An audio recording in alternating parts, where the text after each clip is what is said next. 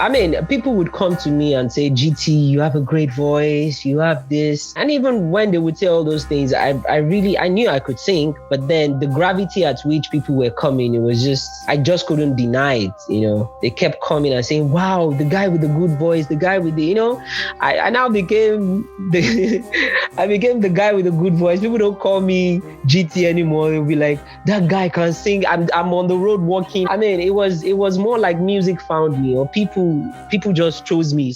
My father told me life is not a bit. This is Origins Africa podcast, where we explore the origin stories of people who have made and are making their dreams come true, asking the what, the when, the how, and the why. I'm Osheye, and over the next 2 weeks, we'll meet Olaolu Olugbemiro Tokunbo, whom we popularly know as GT Da Guitarman, a singer, guitarist, and a producer. On this episode, you hear GT talk about growing up in what he called a broken home.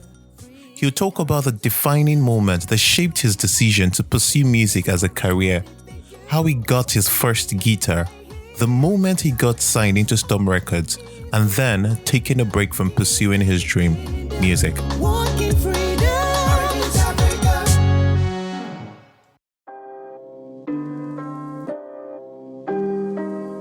When am I gonna be what I wanna be? When am I gonna see what I wanna see? Time is ticking and I can't wait no more. Do dreams ever come true in this part of this world? Those words are from the song Dreamer by GT Da Guitarman, the artistic side of Olaolu Olugbemiro Tokunbo, as GT likes to say. Such powerful lyrics that song has, echoing the cries of many young individuals even today. When will my dreams come true? As a young boy back then, I remember listening and crooning to the song, and also attempting the falsetto in some of his other songs, because GT's got some crazy falsetto range with his pretty thin voice. Don't ask me if I was able to hit those notes. But last year, 2021, I knew that I wanted to interview GT on Origins Africa podcast, if anything at all, to ask just one question.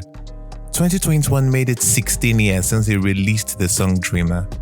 Was GT still curious about when he was going to be what he wanted to be, or had his dreams come true? Indeed, we asked. What was GT's response? Stay tuned to find out. What I can say now, however, is that GT's origin story is an important story to tell, as we strive to curate a balance of stories of Africans in Africa who have made and are making their dreams come true. It is a story of a young man who had a dream to be heard all over the world through his music, and who gave that dream a shot. Indeed, he was heard, but along the way, he got frustrated, gave up on the dream for some time, and went on to do something else. But today, GT is back pursuing that dream with renewed passion, like he never left. I apologize for the audio quality of this interview. There had been some background noise during the recording, which we have tried to salvage. Kindly bear with us. Thank you.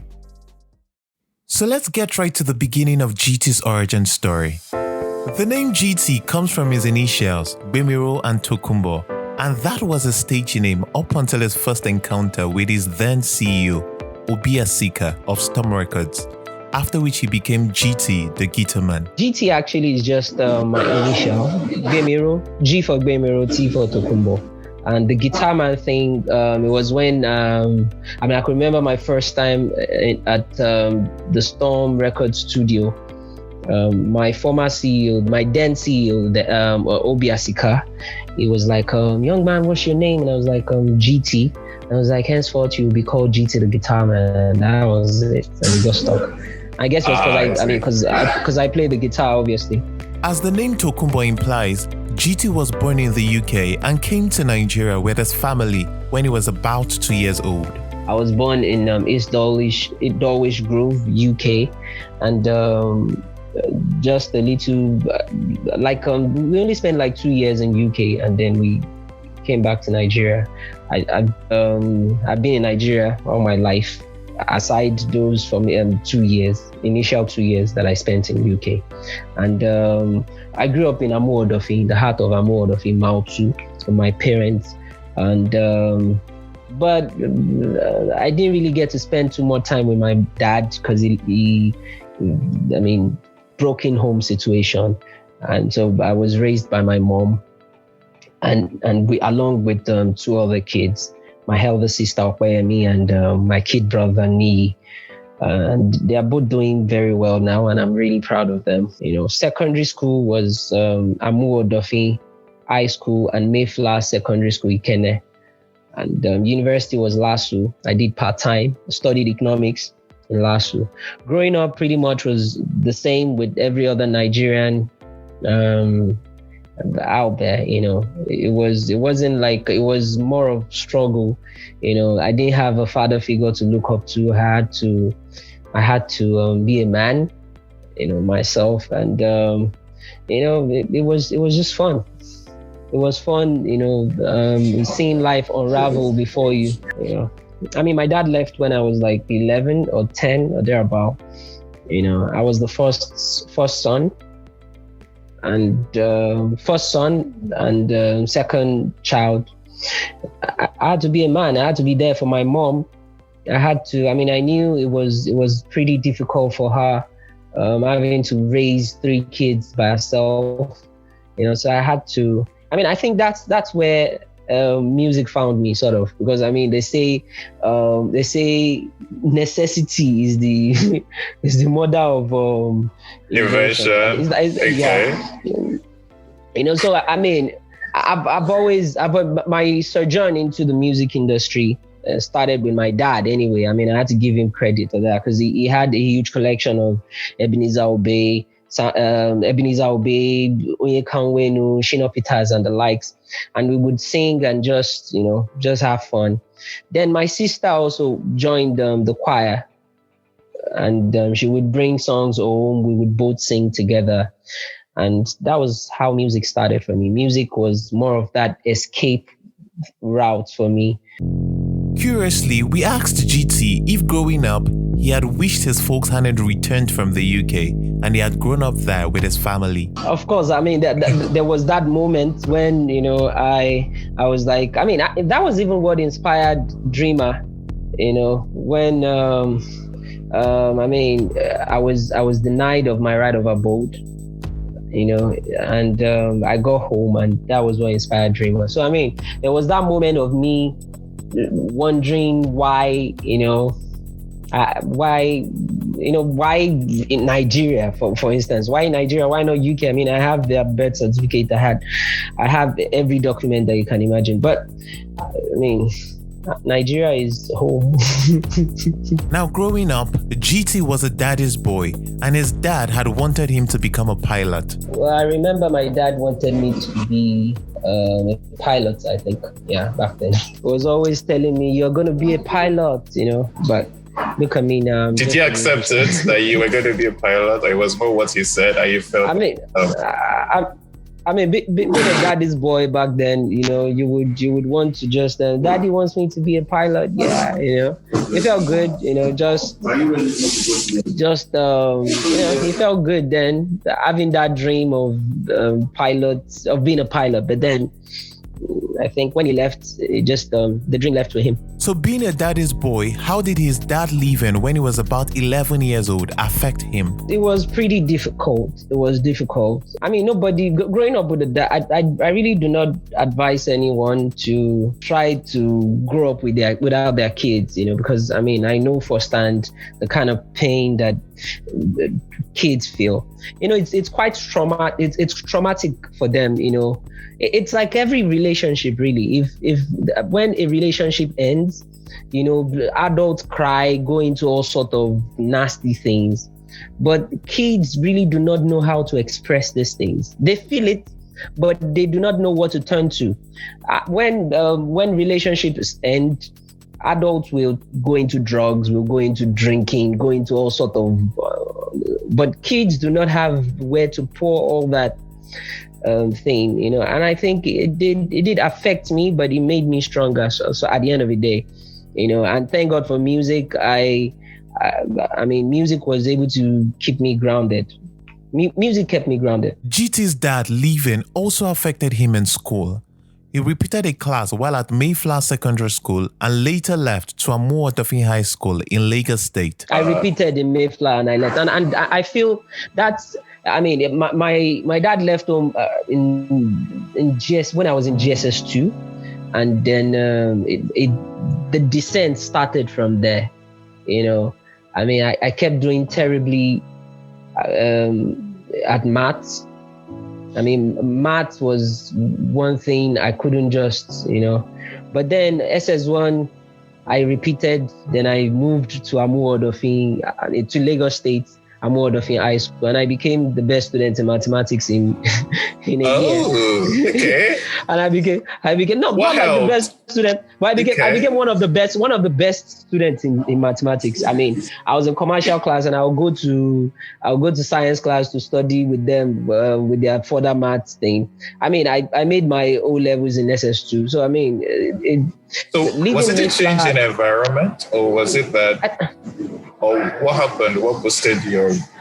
I really wouldn't be able to. I really can't explain. But I feel being far away. I mean, Mayflower was boarding house, you know. So being far away from love, being far away from home, you know, maybe it affected me, you know. But I mean, yeah, I'll still give Mayflower the credit for shaping me to this kind of guy, you know. I can remember life in Mayflower. I mean, we would wake up 5:15. First thing they would wake up with cane and straight on the field to exercise. And I mean, Mayflower just taught me self-reliance, actually, because there's this program that we usually have called self-reliance program. They would just send all of us into the bush for 24 hours. You're supposed to fend for yourself, you know, and programs like that kind of, you know, helped me, you know, shaping myself into this person that you see today. There's this song I used to sing a lot, and it's from Mayflower Secondary School.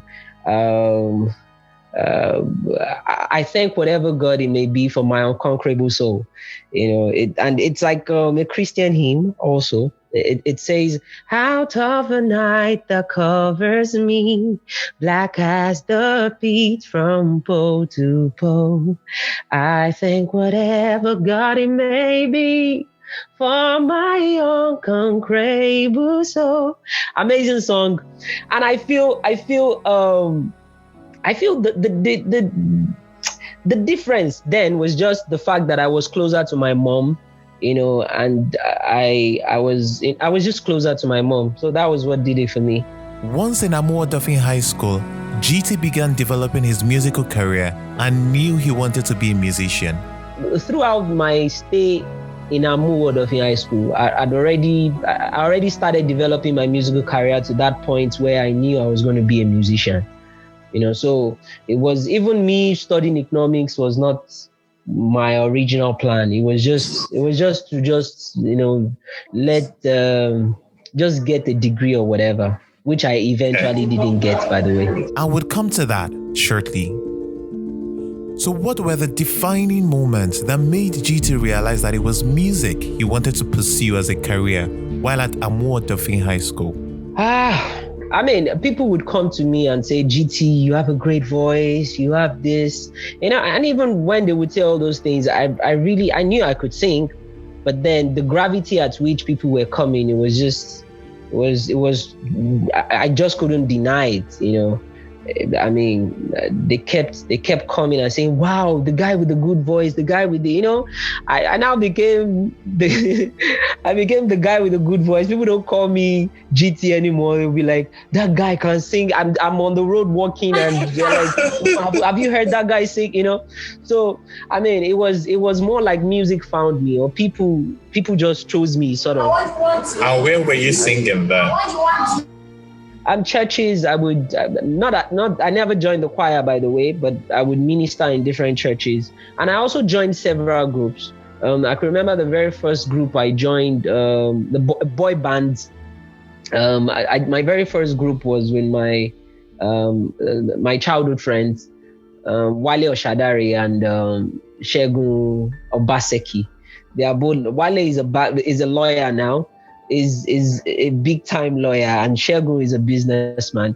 They are both not interested in music anymore. Then I left there. I joined another one called the first one is called Pairs of Gloves. Yeah, with Pairs. I mean, the reason why we chose that name, I really cannot tell. But I'm sure Wale, if you're listening, Wale, you chose Pairs of Gloves. You need to explain it to us why you did. So, I mean, the second one was Tempo and Excel with two of my very good friends also, Dapo Falade and Kido. Very amazing, talented guys. I mean, it's sometimes when I think of the fact that they do not sing anymore, I mean, it really breaks my heart. But then I'm happy to be the one carrying the torch on their behalf, And I hope I'm representing them well, and I will do more. But at what point did GT start playing the guitar? I started playing the guitar around, I think, 2001, 2002, thereabout. 2002, I think. Okay. I mean, I met this guy, John Akombi. He was always carrying his guitar everywhere. And I approached him. I was like, Uncle John, I'd like to touch your guitar. I just wanted to touch. It wasn't even to play. And he gave me the opportunity. I touched it. And I asked him if he would be willing to teach me how to play. And he said, I need to get my guitar first. Then I started saving. I couldn't save enough money then. I can remember I had this paint bucket. And I wrote something on it like, help buy a guitar box. Don't just do the talks, but put your hand in your purse and bring something tangible for us, but whatever. And everybody that visited then, I remember I was telling them to contribute that I'd like to get a guitar. But only a few people contributed. And I mean, I would draw lines on planks and pretend as if I was playing the guitar. And I remember I already started downloading books even before having a guitar, a physical guitar. I already started downloading books.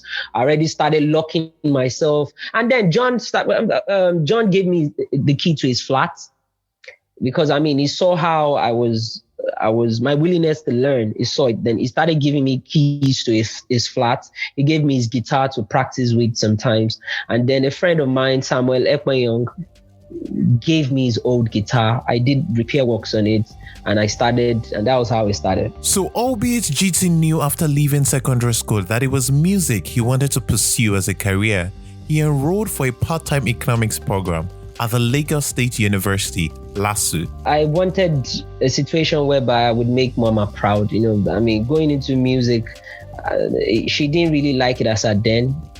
She wanted me to obviously go to school and get good grades like my siblings.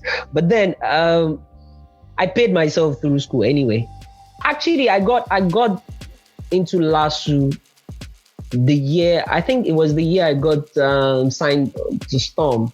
Okay, I got on Storm Records, and the first thing I did was, I got a part-time form to study economics. So it took about 4 years after leaving secondary school in 2001 before GT gained admission. What was happening with GT during the 4-year period? I was learning. I was performing. I wrote jam a few times. I couldn't, for some funny reasons, my friends were always passing jam. And I wrote it like twice. And I told myself I wasn't going to write jam again. I was going to focus on my music. And that was it. I was performing at different shows. I was shows like church shows. And I was rehearsing with my band. Pretty much that was what I was. So how did GT get signed into Storm Records in 2005? Find out after this short break. I'm Osheye, and you're listening to Origins Africa podcast.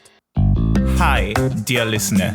If you love our show, please leave us a review on iTunes and Apple Podcast. You can also send us a tweet or comment on Instagram at OriginsAF. We love to read from you. Nopes, not later. Yes, I read your mind. Do it now. Thanks a lot. Also click the subscribe button and share with a friend.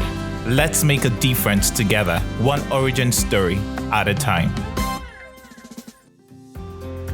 Catch our one-to-one newsletter where we share with you one lesson, 2 quotes, and 1 question from each episode published. You'll find it at originsafrica.substack.com. originsafrica.substack.com. If you like it, please click the like button, leave a comment, share with a friend, and subscribe. Also, you can now watch video snippets of some of our guest interviews. Simply go to Origins Africa Podcast on YouTube, Origins Africa Podcast. Don't forget to subscribe, like our videos, and share. Let's make a difference together, one origin story at a time.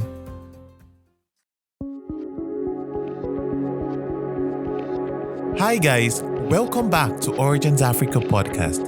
So between 2001 and 2005, after leaving secondary school, GT had no success with a JAM examination, so he spent time honing his craft and performing. Until 2005. 2005, I was pasting posters for a Valentine's Day show. A friend of mine, with 2 of my friends, Alex Okafor and Ola. So, I mean, the event, the organizer of the event, Yakobo, my Ola's brother, he just gave us posters that we should help advertise the event. Sound Sultan, the late Sound Sultan was on the bill. Omar Baba #1 was on the bill. Blackface, a few comedians, a few musicians. So I was really excited that at least I'm doing something for an industry that I am going to be a part of eventually. I wasn't even thinking of performing. I was just hoping that I would get to see them from afar. I'll probably just, Then I summoned courage to talk to my friend that let me help me talk to you Egbo now, because Yakobo then was a lecturer in LASU. Help me talk to him now. I would like to perform if he would give me the opportunity. Then I approached him and he was like, "Oh, you sing?" I said, "Yes, I can sing. I have a guitar." And he was like, "Okay, bring it now. Tomorrow, bring your guitar. Let me listen to what you can do." Then I performed a few songs. He was blown away. He said I was going to open the show. I did some of Beautiful Nobia's songs and some of my songs. I mean, I didn't really have too many songs then, but I mean, I had songs, but not just as much as I do now. And he heard me perform. He was like, "GT, don't worry, you're going to be opening the show on that day." And that was it. On the day of the event. When you heard, were you scared before you performed? Were you anxious or you were excited? I was excited. I mean, for some funny reasons, even till now, I still get stage fright. But it's nothing. When I get on stage, it's gone. I really don't. I feel there's always that feeling like, okay, I hope it goes fine.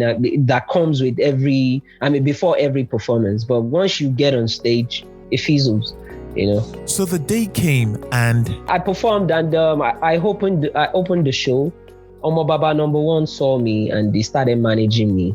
And it took me to Night of 1,000 Laughs, took me to all the comedy events they were organizing then.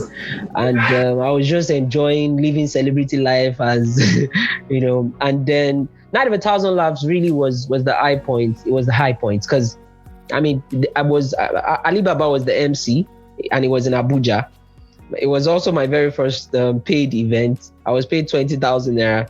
And I also was able to. I was on the aircraft for the very first time, so it was quite amazing, And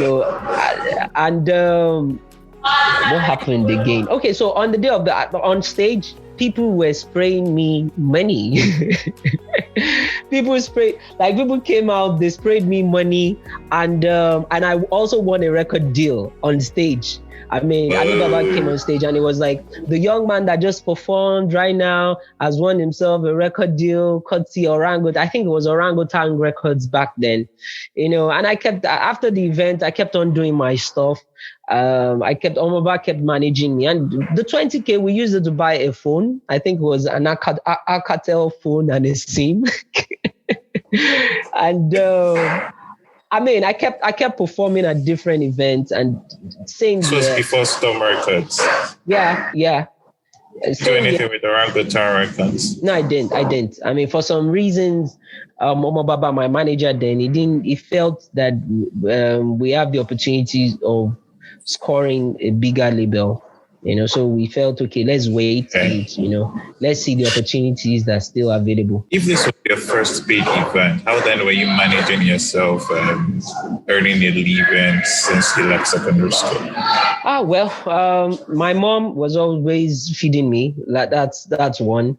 And then for some funny reason, Oma Baba was my manager, so he was pretty much responsible for some stuff. Like, he was someone I could always, tell. And at some point, I was staying with him. So okay, please continue. In 2005, a friend of mine knocked my window and it was like, GT, what's up? I said, I'm fine, that he would like to introduce me to someone that I should pick my guitar. I said, who? He said, Dari Atalade. And I was like, okay, really? I think then Dari just won.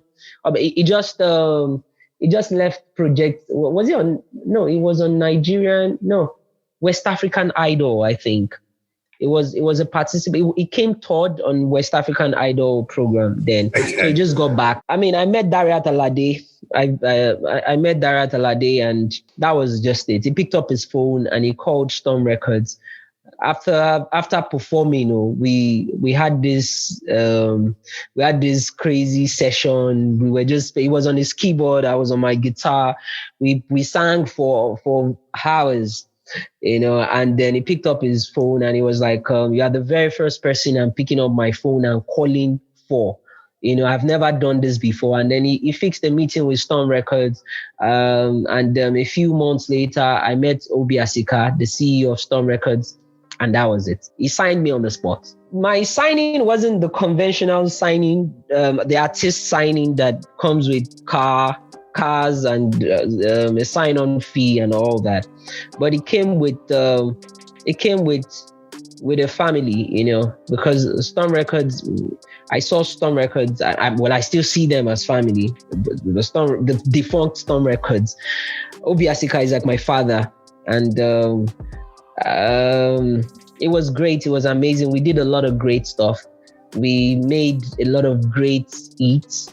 We made a lot of great hits. We were able to tour, Nigeria. We were able to tour Africa. Great performances. Like I was part of Ekoile, Jazzman, all of things Ekoile, featuring Sasha, Dari Atalade, and that was a very huge tune back then in 2007. I think it was very huge for that small me to be on that platform, to rub shoulders with those industry giants. It was quite big. And then I eventually released Dreamer, which actually shocked me. The response. From performing the song at different events, I knew that song was special. But then I wasn't expecting what the recording, the recording just did, amazing stuff for me. I recorded it in Abuja with TY Mix. We recorded 7 songs in 4 days. Yeah, 7 songs in 4 days. That's Dreamer, Truly, a song called Na You, a song called I Don't Wanna. We did the remix of Dreamer featuring Nato C. We also did which other song? We did a song called Kinematishe. Then we did a song called Your Loving. Those were the 7 songs we recorded in 4 days. And they were originally supposed to be demos. They were just supposed to be demos. So we were supposed to work with Kobams, I think. And then I got back to Lagos with the songs, and Obi Asika, my CEO, was like, oh, these are amazing songs, and we started promoting them, and that was just it. Like we said at the beginning, we asked 2021 and made it 16 years since GT released the song Dreamer. Was GT still curious about when he was going to be what he wanted to be, or had his dreams come true? Okay, so one very confusing thing, is that, because people keep asking, they keep saying, GT, as your dream come true.